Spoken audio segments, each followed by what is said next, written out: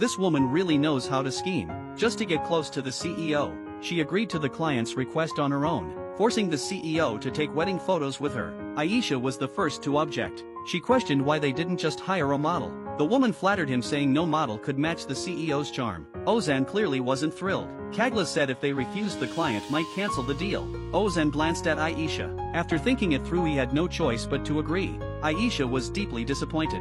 Kagla walked up again, telling Ozan she was really looking forward to the photoshoot. Watching the two of them together, Aisha felt terrible inside. Back at the office, co-workers were saying the two looked perfect together. They even said Kagla was way better than Ozan's ex-wife. That finally pushed Aisha over the edge. She scolded her co-workers loudly for gossiping instead of working, then stormed off angrily, only to bump right into Ozan.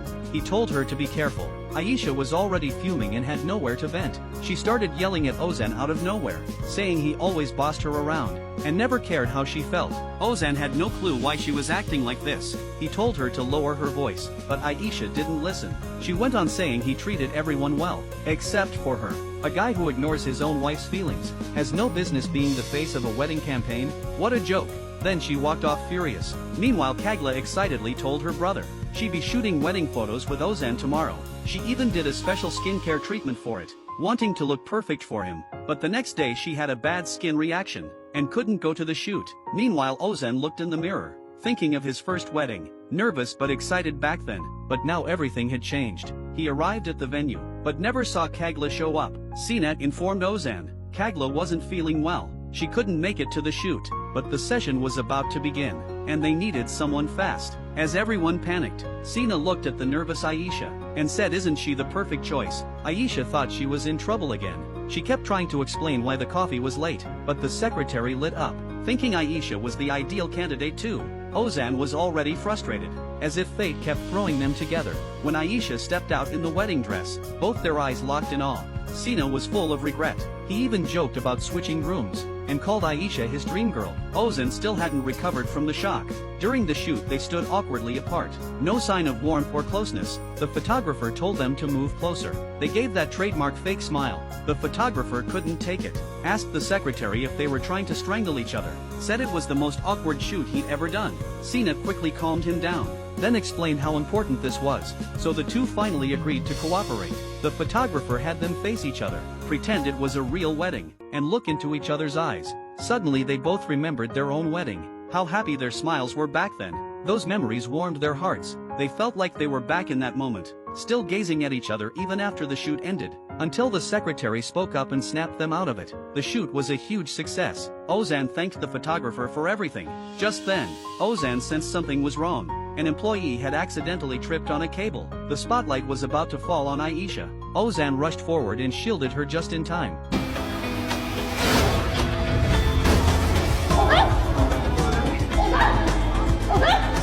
This woman has been through too much. She saw her ex-husband holding another woman's hand. Just yesterday, he got knocked out by a falling chandelier while saving her. Thankfully, he wasn't seriously hurt. He just needed some rest, and that made Aisha breathe a sigh of relief. After everyone left, Aisha came back alone, saying she wanted to take care of Ozan, and told the assistant to go home. The assistant understood what she meant, and said she'd come back in the morning. Aisha looked at Ozan with tenderness, and poured out her heart. "Do you know how much I didn't want to leave you? I never believed in fate, but misfortune still came for me. I wish I could tell you, but we've both been through enough.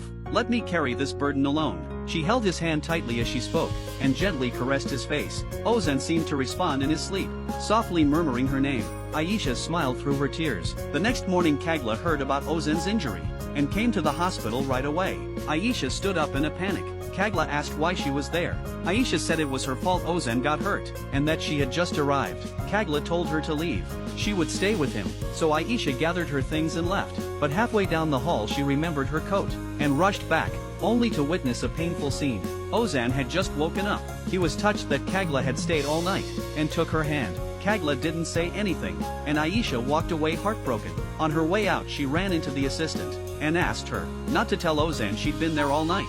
The assistant didn't get it, but agreed to keep the secret. After Kagla left, Ozan started complaining about Aisha, calling her selfish. "Look at me all banged up because of her. Not a call or a text." The assistant was fuming inside, wanting to tell him the truth, but Ozan didn't want to hear it, saying she wasn't worth his time anymore. The day he was set to go home, the company prepared a care package and sent Aisha ahead to drop it off.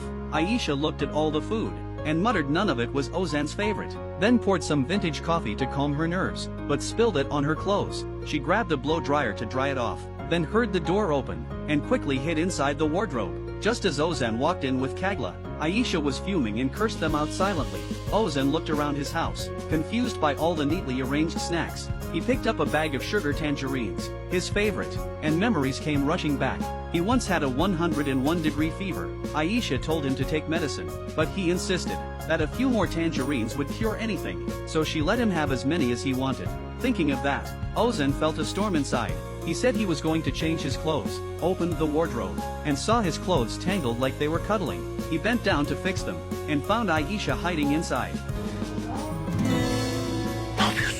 This guy brought a girl home, only to find his ex-wife playing hide-and-seek in his closet, and she even handed him pajamas like it was no big deal. Ozan was stunned. He asked Aisha what on earth she was doing. Aisha said her company sent her to drop off a gift package. How was she supposed to know he brought someone home? Ozan said, I knew it wasn't out of kindness. You'd never visit me voluntarily. Just then Kagla called from outside the door, asking if he needed help changing clothes. To keep Kagla from getting suspicious, Ozan warned Aisha to stay quiet. Aisha nodded obediently. As Ozan was changing, she peeked her head out to sneak a look. Once he was dressed, he rushed out to send Kagla away. Aisha stormed out saying, looks like I crashed your date. Ozan snapped back, you're wearing my clothes, drinking my coffee, hiding in my closet, and you're still acting so smug. Aisha said, what's the big deal about wearing your shirt? I even brought you a bunch of stuff. Ozan said, I literally saved your life, and you couldn't even say thank you. The two started bickering again. Aisha shouted, you don't even need me. You seemed pretty cozy with that girl, then turned to leave. Ozan stopped her. You're seriously going to work in my clothes? Aisha looked at the dress in her hand, and had to go back and change, but she didn't come out for a long time. Turns out the zipper was stuck. Ozan said, let me help you.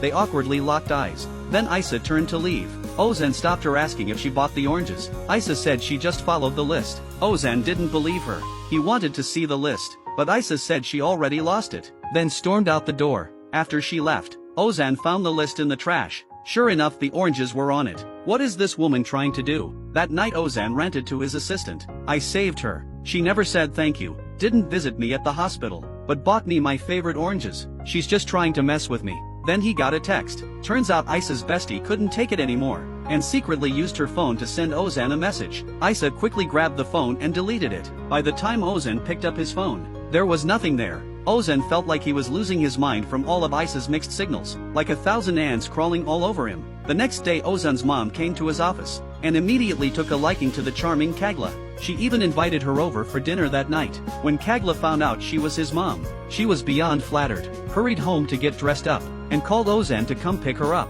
Ozan was speechless. What kind of scheme was his mom up to now? He rushed to find Aisha, telling her he was bringing a girl home that night, and she'd better stay out of sight. That made Aisha furious, so she stood boldly in the doorway, determined to keep watch over the happy couple. Nereye gideceğim lan? Hiçbir yere gitmiyorum. Buradayım ben. Burada bekleyeceğim.